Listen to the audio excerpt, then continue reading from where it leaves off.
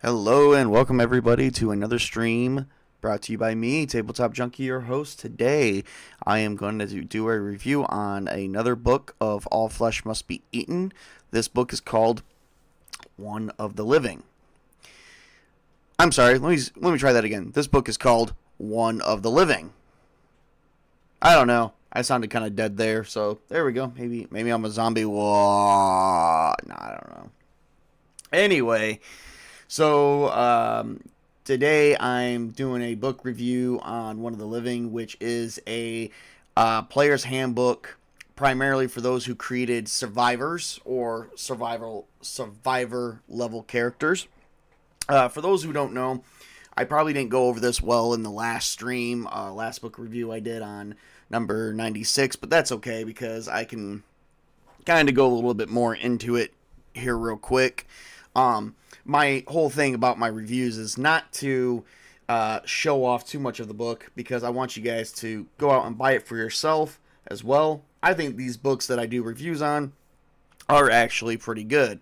I don't think I've done really a review of a book I didn't really care for. But then again, I could be wrong because I think I might have. I've done a lot of them, so I do know that much.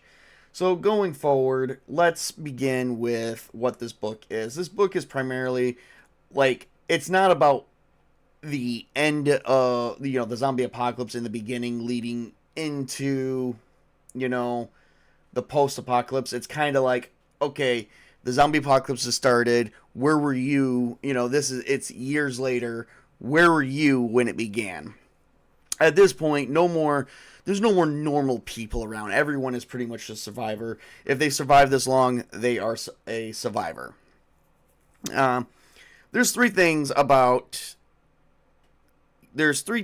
character archetypes to really concern yourself with in the core rulebook. There's the normal people, there's the survivor people, there's the inspired people. The normal people are your everyday Joes that don't deal with stuff like this at all. So them dealing with stuff like this, highly unlikely that they're going to be able to handle it, but they could. They could pull through. They pull through other things. It could be a normal Joe that, normal person that went out and was a workaholic and found his wife cheating on him. I personally, I don't know what I have, what kind of weird thing I have with that, but, that's a primarily good one. And he dealt with the divorce and everything, pulled through and didn't give a shit. But then again, he probably ended up being a psychopath in the end, which is why he probably survived the zombie apocalypse. Or, a courtesy, a store clerk, person who goes to the store, works at a store, and deals with people hounding them, probably, would he survive? Highly unlikely, but the fact that he probably, saw a few of the customers as a store clerk or as a cashier, hounding him, saw them as zombies, took this moment to say, well, they're already dead, so why not? This is not technically murder, and was able to reconcile that with himself, which would make him into a good survivor as well. So, survivors are those that are basically hardened people who are okay with killing the dead because they're already dead. Normal people probably would have a hard time killing the dead because they could be the loved ones, they could be the average everyday people, or was before they were bitten or before they were turned into zombies. The thing to know about All Flesh Must Be Eaten is this doesn't just have one, this isn't just about a viral outbreak. There's many different worlds and stuff related to zombie lore, and it's basically all packed into one game. Voodoo, magical means, viral outbreak, some strange new world, strange bacteria from outer space, aliens, all this good stuff. It's really, you could really pack this into any genre and subgenre that you really look into. So that's the one thing I wanted to touch base on with this review. So while we're here, we're going to talk about what is One of the Living handbook. Alright, so One of the Living is basically a player guide's handbook that actually help players and the zombie master to expand more of their own dead world. The worlds are kind of like the trope that they use in here for creating your own world, or world building technique of flesh-eating zombies is called dead worlds. It's a common term that they do use in these books, and there is multiple versions of Dead Worlds. I actually plan on hosting different types of Dead Worlds in my horror anthology, Zombie Apocalypse. Right now, the first one I plan on doing, which I want to see how far it gets, is a viral outbreak of normal people, which means magic and miracles, and basically you don't see that happening in everyday time. Now, there is sort of a minor magic or miracle system, as we like to call it in this one, where people of belief and followers of God or Satan is able to take control of these creatures, or is able to repel these creatures from them using essence. Essence is basically the character's will to live type of deal, or in some cases their ability to create miracles and to repel the dead, or to turn the dead against others that they like, or to even kill them. Not others they like, the others they like to turn against. So, or even, like I said, kill the dead, which makes it a little bit easier. These archetypes are called the inspired, because they were inspired to be something more that beyond their mortal shells. Now, you can change all this around how you see fit. It's kind of like a sandbox game without being a sandbox game. So that's actually kind of nice.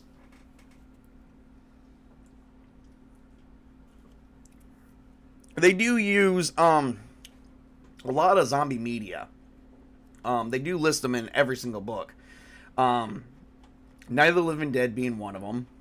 What else was... Let me see. I'm actually trying to look through some of the listings right now. I know Evil Dead was one of them. Army of Darkness. I've read these books from cover to cover, but I just can't remember everything that was listed. Okay, so for this book, they did list some films and videos like 28 Days Later, Lifeboat, Outbreak, Mad Max, the Road Warrior, Mad Max Beyond the Thunderdome, Red Dawn, Reign of Fire, and The Stand. I don't think Red Dawn was a zombie flick, but that was something a bit more political. Some fiction goes with Earth Abides by George R. Stewart, The Drive-In with Joe R.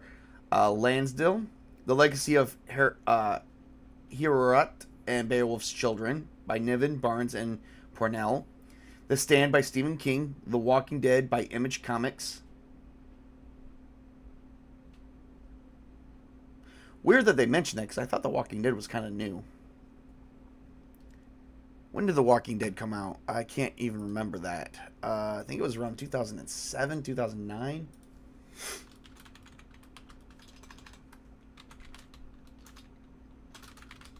See, there was The Walking Dead comics, and then there was the show. Oh, The Walking Dead comic, the first one actually started in 2004. When did the show start?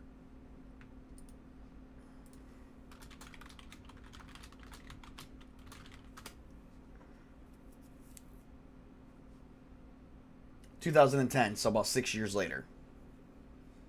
Okay, that makes sense. All right. And then the Zombie Survival Guide by Max Brooks. I actually read that one. That one was actually my favorite, as well as World War Z. I actually did like those. So I do have some literature behind me when I make these, as well as video games such as Dead Island and Dead Island 2. So, anyway, many this goes on many different types. What was it? There was another short story one by Max Brooks, I think it was, or it was by many authors, and some of the famous zombie writers were in there that actually wrote the literature for the zombie, not the shows, but the literature stuff. Can't remember, but they did have many different versions of Earth and how they dealt with it. There was one passage I remember reading about in zombie literature about a teacher that saw all her students turn into zombies, but yet she found a way to get this kids inside after they turned, and basically she was crazy enough to house basically School of the Dead. And they were chained to their desks, and it was basically how nutty she went trying to teach them, because she believed that her students still resided in the bodies of these corpses. Anyway, so we covered a little bit of the literature about that All Flesh Must Be Eaten must cover. Let's cover what's in this book. So this book is basically an expansion. There isn't an introduction that actually talks a bit more about, what options the players have versus what options the Zombie Master have. And that's, and basically how they can incorporate this in their actual, games and campaigns. So that's basically the introduction. Then it moves into basically chapter 2, where it gives you all sorts of new ways for the Zombie Master to complicate a character's life, such as new skills, qualities, drawbacks, stuff that the Zombie Master can go over with the players, stuff that can make give the cast members edge to survive long-term chronicle, as well as some more stuff for inspired characters as well as survivors. Pretty much normal humans are kind of out of the question at this point. Then it goes into chapter 3, which is my favorite chapter. It's making it up as you go. Basically tells you about everything you want to know about jury-rigging equipment and All Flesh Must Be Eaten. Gives you some additional ideas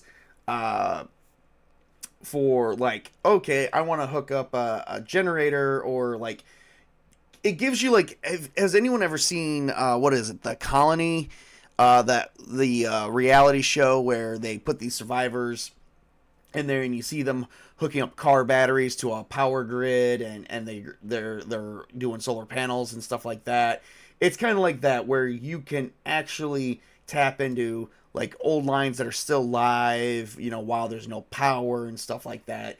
This actually gives your rule set on stuff like that, such as, anywhere from basic mechanics and sciences up to, basically pulp zombies, which was kind of a super science like Flash Gordon, or more like the Road Warrior, where you scrounge a bunch of junk in a store and you MacGyver all that stuff put together. Or you just scrounge up what you can for gasoline to help survive. This gives you Chapter 3 gives you a lot more bigger ideas into that and is very informative on what you can do. As well as Chapter 4, I think Chapter 4 is definitely more of for zombie masters to implement more destruction, more chaos, more screaming, more fear, but also gives the players an edge by here's some cool guns that we rig together, like a gun axe, where someone takes an axe. I just saw this on a show recently where someone took an axe, and when the gun just runs out of bullets, they just start using the gun that they put the axe head to and just start swiping it. Which, the character did have to make a roll for it. It wasn't necessarily all flesh must be eaten, but it was another idea. Then they go into chapter 5, where they illustrates the effects of the living world full of the Walking Dead, where it gives you some ideas on how the world has changed while the Walking Dead is basically walking around. Rather, it's through viral outbreak, mystical means. There is definitely some ideas for long-term campaigning in these sort of dead worlds and many different settings. And then moves into chapter 6, where it actually adds in cool aspects and fun for your zombies, which I think would also be more for a zombie master, but the players can check it out too, where they say, here is some rules with how they handle decomposition over time. I am the type of guy who truly believes that zombies can't live forever. Okay, they do decompose over a certain amount of time. It actually even gives you a equation in here to use. I think it's like y equals 1,625 days, which it takes. That's how long it takes for a corpse to actually go full skeleton without hardly any meat on its bones, or no meat, period. And it basically says you got to times that by heat and cold and very much like that. Like, for instance, if you are below freezing, where meat would harden and takes longer to decompose and last longer, but still moving around, you would take that equation and either times or divide it. If it's freezing, I think it's times. It's division. If it's by, well, even if it's times, it's like, okay, so like minus 20, like where I live at, it can get up to 50 below zero, which doesn't happen often, but has happened in history. But we will just go with that. I believe it is division right up until you get into the minus, then you're multiplying it, because at that point, nothing's really decomposing as much as stuff is really freezing outside. Let's say, for instance, a common cold day for winter where I live at is actually, I have had it during the day get up to minus 20. So we're looking at minus 20, right? Okay, so that's like basically like 0.20. It's a decimal. So you would take 1,625 divided by 0.20. It would take 8,125 days for that zombie to fully decompose, stuck in a climate like this. Now, things could, accelerate, decelerate, which actually could make it hard. Now, a lot of people may not want to go into that. They may want to just go into the narrative. For me, for the narrative, it would be an uncalculable moment of time. Cold would dry out and make the meat brittle. Heat would just cause it to increase rotting and smell. LOL. Probably. But like I said, things to understand, Sparta Chris, though, is that tabletop games are not an exact science. It just tried to give us some ideas of how we could do things. That's all. Yes, would make the meat brittle, but I mean, depending on how the dead is animated, through magical or even science means. Now, I mean, can get up to 100 degrees. So, 1,625 divided by 100, that means that corpse would last a total of 17 days before it would die out. Eventually, all the zombies, in my book, through the means of science, would eventually run its course after anywhere from 16 to 8,125 days. Let's do some math on that right now. So, with that being said, how long would it take stuck in that climate? 365 days a year. Whoops, I did it wrong. Divided by 365 days, it would take roughly 22 years. So, in my book, a zombie apocalypse, it must be an exact science, or there will be a war, or will be war. Oh boy, whatever. That sounds like a political standing. We don't have that here, sir. Anyway, so anyway, as I was saying, so a zombie corpse can last anywhere from, at minimum, 16 days up to 22 years. So I think after 30 years of Age of the Dead, would essentially, there'd be no more dead left, unless the living was, still around and dying and turning into them as well. Which, they wouldn't be in massive hordes. They couldn't be. It is weird. Unless the virus works in a different way, where it mutates and tries to heal the body. But once again, that goes into what we call super science, which is still kind of Flash Gordon-y in my book. Flash Gordon-y. That was a horrible term. So, moving on. Chapter 7 actually is for Zombie Masters. It is actually a chronicle for Zombie Masters to use. It's basically it's called Sunset Falls, but it's basically a tiny community of survivors that are basically in a abandoned prison. Which basically was done actually through like a series of The Walking Dead comics, and show. Chapter 8 basically caps off the whole thing with 6 new dead worlds for the ZMs to use to kicking off their campaign. Stuff for the ZM to actually read through, and basically where is the dead after, what happened after the zombie apocalypse 5 to 10 years into the future. Like I said, the zombie apocalypse probably will not last forever, but it will last anywhere from a length of time of mere days to at least 2 decades, which is only 20 years. Afterwards, even 5 to 10 years down the road, afterwards there is pretty much nothing left. This book is completed with 2 appendixes. One, Surviving a Zombie Attack, which actually includes an in-depth discussion about surviving the coming zombie outbreak, and uses actually a rule set of basic virus outbreak to anything else. Basically even gives you a shopping list of things that your characters can do. Definitely for players to check out. And then there's some government handouts, stuff for the ZM to basically expand on. As far as the book is concerned, it still follows the normal grayscale setting, where everything is basically hand-drawn and is grayscaled out. And I will show you right here through a small screen share. I cannot show you guys everything for the simple fact that my real name is actually posted in this, because I did actually purchase this book through Drive-Thru RPG, which we will actually share that in the description as well, and how much this one book actually costs.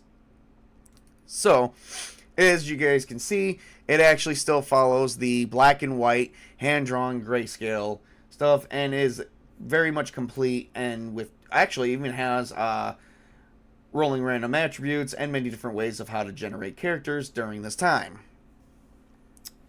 So, still follows this. I think that is very much inspirational to creating your own dead worlds. Alright, without sounding like a rambling, random person, and like I said, gotta hide the name. You guys can't see anything, so good.